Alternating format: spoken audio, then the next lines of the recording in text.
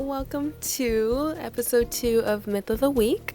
This week we'll be talking about Hades and Persephone, Greek mythology's favorite couple.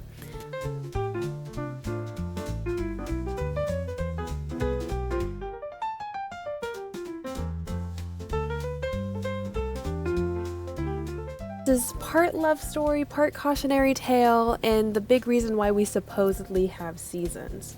Now, let's kind of give a refresher for those who maybe don't know or maybe need a refresher. So, essentially, the myth goes, Persephone is the daughter of Demeter, who is the goddess of agriculture and fertility. She represents spring, growth, and all things blooming. One day, while Persephone is out picking flowers in a field, minding her business, living her life, the ground opens up beneath her and she is taken by Hades, the god of the underworld, who wants her to be his queen. Now, obviously, she's been kidnapped, taken willingly, consensually. Depends on the version that you hear. Demeter finds out. She is heartbroken and furious and sad that her daughter has been taken away from her, understandably, and she begins searching for her.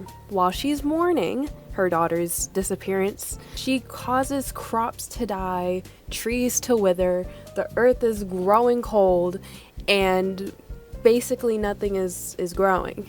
You know what people need to survive? Food. You know what's no longer growing? Food.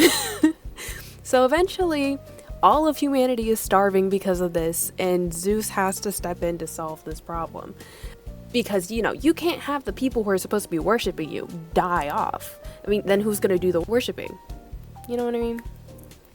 So, while Persephone is down in the underworld, she decides to have a little snack.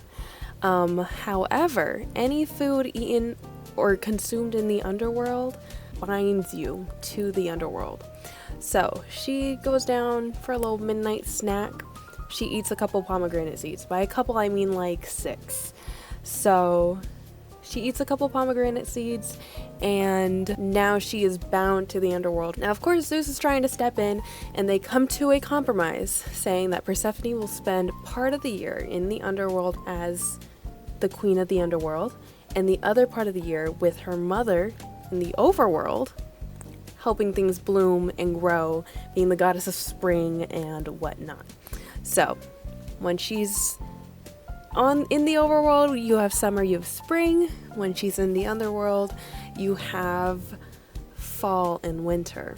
Okay, before we get into the recommendations, disclaimer, okay? I have not read all of these books. I've only read a couple on this list, because some of these books are for mature audiences. It is a love story, guys. Let's not forget what people write about in the romance genre, especially like nowadays. Everything is spicy. So if you don't like that kind of stuff, don't get caught off guard. Know what you're getting yourself into. I'm just getting this off of Google, guys, okay? I'm just reading it out to you because I did the searching for you guys. Because if you open TikTok, you open Google, you go, give me Hades and Persephone retellings. You want to know what they're gonna give you over and over? Neon gods, a touch of darkness, and lore Olympus. Don't come for me because I haven't read all of these, okay? I'm learning along with you guys. Let's not forget, okay? So don't come for me. Thanks. So I'm going to go ahead and list those off for you, and then I'll place a screenshot over on the side of the screen with the synopsis so that you guys can decide if you want to pick it up or not without actually having to go in and look it up. These are in no particular order. In fact, this is just the order in which I found them. So we will go from there. First off, and I hate that we're starting off here. But first on the list is going to be A Touch of Darkness, which is part of a series. This is going to be in modern Olympus, where a risky bargain turns into a forbidden crush, which morphs into a slow burn romance.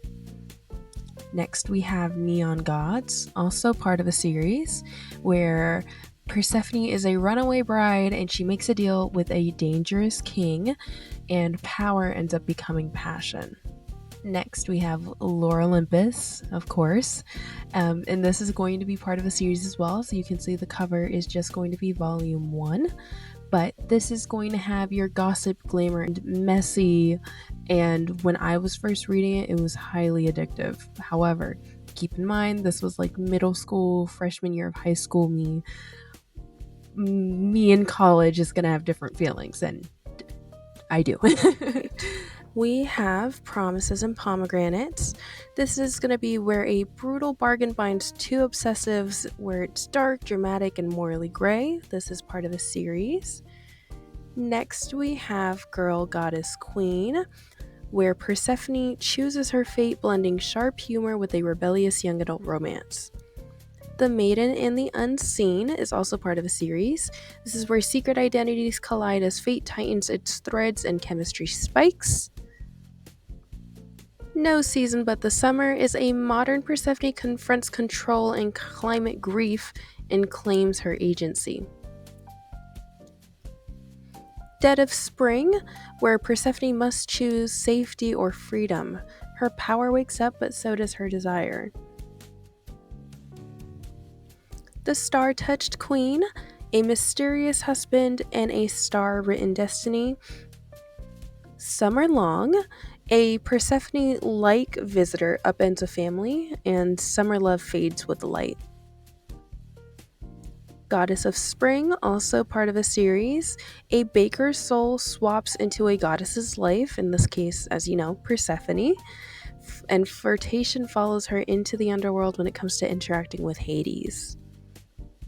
Speaking of Hades, we have Tempting Hades. A midnight vow tempts fate, and choice tastes like pomegranate seeds. Receiver of Many. Duty collides with desire in the court of gods. This has explicit heat and high stakes. Daughter of the Earth and Sky. This is where you have secrets spreading, and the push and pull of first love turns out to be dangerous.